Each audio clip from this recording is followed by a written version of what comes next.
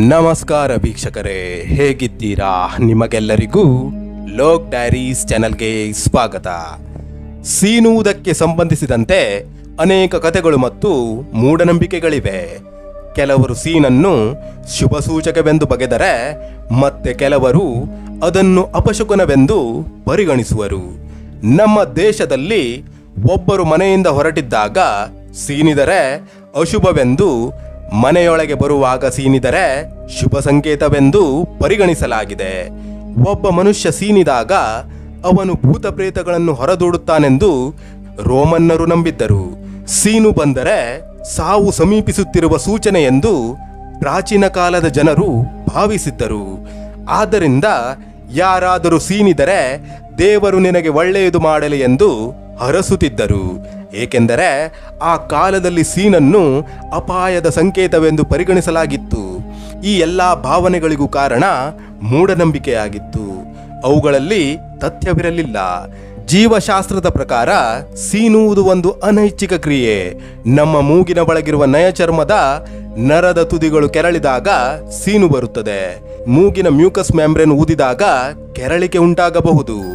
ನಮಗೆ ನೆಗಡಿ ಬಂದಾಗ ಆ ರೀತಿಯಾಗುತ್ತದೆ. ಹೊರ ವಸ್ತುಗಳು ಆಕಸ್ಮಿಕವಾಗಿ ನಮ್ಮ ಮೂಗಿನೊಳಗೆ ಪ್ರವೇಶಿಸಿದಾಗಲೂ ಸೀನು ಬರಬಹುದು. ಮೂಗನ್ನು ಕೆರಳಿಸುವಂತಹ ವಸ್ತುಗಳನ್ನು ಹೊರಹಾಕಲು ಗಾಳಿಯನ್ನು ರಭಸದಿಂದ ದಬ್ಬುವ ಕ್ರಿಯೆಯನ್ನೇ ಸೀನುವಿಕೆ ಎನ್ನುತ್ತೇವೆ. ಉಜ್ವಲ ಬೆಳಕಿನಿಂದ ನಮ್ಮ ಕಣ್ಣಿನ ನರ ಉದ್ರೇಕಗೊಂಡಾಗಲೂ ಸೀನು ಬರುತ್ತದೆ. ಸೀನುವಾಗ ನಮ್ಮ ಇಡೀ ದೇಹ ಜಗ್ಗುತ್ತದೆ. ಏಕೆಂದರೆ ಗಾಳಿಯು ಸುಮಾರು ಗಂಟೆಗೆ 160 ಕಿಲೋಮೀಟರ್ ವೇಗದಲ್ಲಿ ಹೊರಬರುವುದೇ ಇದಕ್ಕೆ ಕಾರಣ. ಸೀನು ಬಂದಾಗ ಇಡೀ ದೇಹ ಕಂಪಿಸುತ್ತದೆ. ಕಣ್ಣು ತಾನಾಗಿಯೇ ಮುಚ್ಚಿಕೊಳ್ಳುತ್ತದೆ. ಸೀನಿದ ಬಳಿಕ ದೇಹ ಉಲ್ಲಾಸಗೊಳ್ಳುತ್ತದೆ ಹಾಗೂ ಹಗುರವಾಗುತ್ತದೆ. ಕೆಲವರು ಮೂಗಿಗೆ ನಶ್ಯ ಏರಿಸಿ ಅಸಹಜವಾಗಿ ಸೀನು ಬರಿಸಿಕೊಳ್ಳುತ್ತಾರೆ. ಇದು ದೇಹಕ್ಕೆ ತುಂಬಾ ಹಾನಿಕರ. ಹಾಗೆಯೇ ವೀಕ್ಷಕರೇ, ನಮಗೆ ಏಕೆ ಬಿಕ್ಕಳಿಕೆ ಬರುತ್ತದೆ? ನಾವು ಬಿಕ್ಕಳಿಸಿದಾಗ ಯಾರೋ ನಮ್ಮನ್ನು ಜ್ಞಾಪಿಸಿಕೊಂಡಿರಬೇಕು ಎಂದು ಅಂದುಕೊಳ್ಳುತ್ತೇವೆ. ಯಾರಿಗೂ ತಿಳಿಯದ ಹಾಗೆ ಏನಾದರೂ ತಿಂದಾಗಲೂ ಸಹ ಬಿಕ್ಕಳಿಕೆ ಬರುತ್ತದೆ ಎನ್ನುವುದು ಕೆಲವರ ಅಭಿಪ್ರಾಯ. ಆದರೆ ಇವುಗಳಿಗೆ ಆಧಾರವಿಲ್ಲ. ಬಿಕ್ಕಳಿಕೆ ದೇಹದ ರಕ್ಷಣೆಗಾಗಿ ನಡೆಯುವ ಒಂದು ಅನಿಚ್ಛಾ ಪ್ರಕ್ರಿಯೆ. ನಾವು ಏಕೆ ಬಿಕ್ಕಳಿಸುತ್ತೇವೆಂಬುದು ನಿಮಗೆ ಗೊತ್ತೇ? ನಮ್ಮ ಎದೆ ಮತ್ತು ಹೊಟ್ಟೆ ನಡುವೆ ಡಯಾಫ್ರಮ್ ಎಂದು ಕರೆಯಲಾಗುವ ಬಿಲ್ಲೆಯಾಕಾರದ ಒಂದು ಅಂಗವಿದೆ. ಇದು ಒಂದು ಪಿಸ್ಟನ್ನ ಹಾಗೆ ಕೆಲಸ ಮಾಡುತ್ತದೆ. ನಾವು ಉಸಿರು ತೆಗೆದುಕೊಳ್ಳುವಾಗ ಡಯಾಫ್ರಾಮ್ ಕೆಳಕ್ಕೆ ಹೋಗಿ ಹೊಟ್ಟೆಯನ್ನು ಒತ್ತಿದಾಗ ಶ್ವಾಸಕೋಶಗಳಲ್ಲಿ ಗಾಳಿ ತುಂಬಿಕೊಳ್ಳುತ್ತದೆ. ಉಸಿರು ಬಿಡುವಾಗ ಡಯಾಫ್ರಾಮ್ ಮೇಲಕ್ಕೆ ಹೋಗುತ್ತದೆ.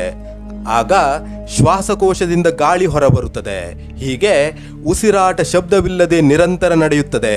ಕೆಲವು ವೇಳೆ ನಮ್ಮ ಹೊಟ್ಟೆಯಲ್ಲಿ ಗ್ಯಾಸ್ ಅಥವಾ ಆಮ್ಲತೆ ಉಂಟಾಗುತ್ತದೆ. ಆಗ ಈ ಡಯಾಫ್ರಾಮ್ ಉದ್ರೇಕಗೊಳ್ಳುತ್ತದೆ ಹಾಗೂ ಹಠಾತ್ತನೆ ಸಂಕುಚಿತಗೊಳ್ಳುತ್ತದೆ. ಇದರಿಂದ ಶ್ವಾಸಕೋಶಕ್ಕೆ ಗಾಳಿ ಹೋಗಲು ಅಡಚಣೆ ಉಂಟಾಗುತ್ತದೆ. ಹೀಗಾದಾಗ ಒಂದು ವಿಚಿತ್ರ ಶಬ್ದ ಹೊರಹೊಮ್ಮುತ್ತದೆ. ಅದನ್ನೇ ಬಿಕ್ಕಳಿಕೆ ಎನ್ನುತ್ತೇವೆ. ನಮ್ಮ ಹೊಟ್ಟೆಯಿಂದ ಗ್ಯಾಸ್ ಮತ್ತು ಇತರ ಬೇಡವಾದ ಪದಾರ್ಥಗಳನ್ನು ಹೊರಹಾಕಿ ಉಸಿರಾಟಕ್ಕೆ ತೊಂದರೆಯಾಗದಂತೆ ಮಾಡಲು ನಮ್ಮ ದೇಹದಲ್ಲಿ ಈ ವಿಚಿತ್ರ ಕ್ರಿಯೆ ನಡೆಯುತ್ತದೆ. ಕುಡಿತದಿಂದ ಹಾಗೂ ಡಯಾಫ್ರಾಮ್ ಬಳಿ ಗಡ್ಡೆ ಬೆಳೆಯುವುದರಿಂದ ಬಿಕ್ಕಳಿಕೆ ಬರುತ್ತದೆ. 1 ಲೋಟ ತಣ್ಣೀರು ಕುಡಿದರೆ ಬಿಕ್ಕಳಿಕೆ ನಿಲ್ಲುತ್ತದೆ.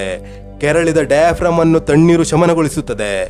1 ಕ್ಷಣ ಉಸಿರು ಹಿಡಿದರೂ ಬಿಕ್ಕಳಿಕೆ ನಿಲ್ಲುತ್ತದೆ. ಏನನ್ನಾದರೂ ನೋಡಿ ತಕ್ಷಣ ಭಯ ಬಂದಾಗಲೂ ಸಹ ಬಿಕ್ಕಳಿಕೆ ನಿಂತು ಹೋಗುತ್ತದೆ. ಎಷ್ಟು ಹೊತ್ತಾದರೂ ಬಿಕ್ಕಳಿಕೆ ನಿಲ್ಲದಿದ್ದರೆ ವೈದ್ಯರ ಬಳಿ ಹೋಗುವುದು ಒಳ್ಳೆಯದು. ವೈದ್ಯರು ಇದಕ್ಕೆ ಸೂಕ್ತ ಚಿಕಿತ್ಸೆಯನ್ನು ನೀಡಿ ಬಿಕ್ಕಳಿಕೆಯನ್ನು ನಿಲ್ಲಿಸುತ್ತಾರೆ. ಹಾಗೆಯೇ ಕೆಲವರು ಗೊರಕೆ ಹೊಡೆಯುವುದೇಕೆ? ಕೆಲವು ಜನ ನಿದ್ರಿಸುವಾಗ ಜೋರಾಗಿ ಗೊರಕೆ ಹೊಡೆಯುತ್ತಾರೆ.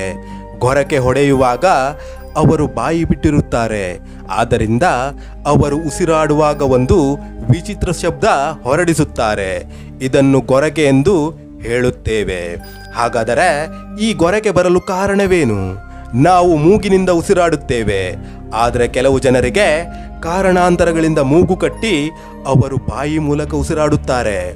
ಅಂತವರು ಮಾತ್ರ ನಿದ್ರೆ ಮಾಡುವಾಗ ಗೊರಕೆ ಹೊಡೆಯುತ್ತಾರೆ. ಬಾಯಿಯ ಮೂಲಕ ಉಸಿರಾಡುವಾಗ ಹೊರಬರುವ ಗಾಳಿ ನಮ್ಮ ಬಾಯೊಳಗಿರುವ ಅಂಗಳು ತುಡಿದಾಡುವಂತೆ ಮಾಡುತ್ತದೆ.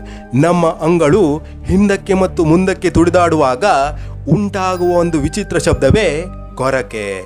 ಅನೇಕ ಬಾರಿ ಈ ಶಬ್ದದಿಂದ ನಮ್ಮ ತುಟಿ ಕೆನ್ನೆಗಳು ಹಾಗೂ ಹೊಳ್ಳೆಗಳು ಕಂಪಿಸುತ್ತವೆ.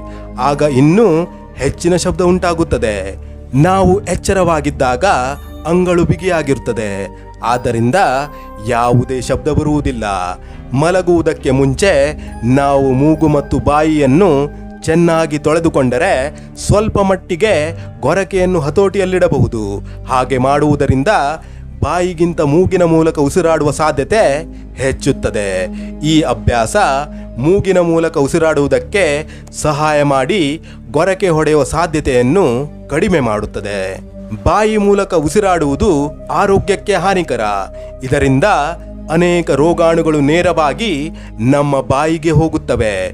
ಇದರ ಪರಿಣಾಮವಾಗಿ ರೋಗ ಬರುವ ಸಾಧ್ಯತೆ ಇದೆ. ಮೂಗಿನ ಮೂಲಕ ಉಸಿರಾಡಿದರೆ ಮೂಗಿನೊಳಗಿರುವ ಕೂದಲುಗಳು ರೋಗಾಣುಗಳಿಗೆ ನಮ್ಮ ದೇಹದಲ್ಲಿ ಪ್ರವೇಶಿಸಲು ಅವಕಾಶ ಕೊಡುವುದಿಲ್ಲ.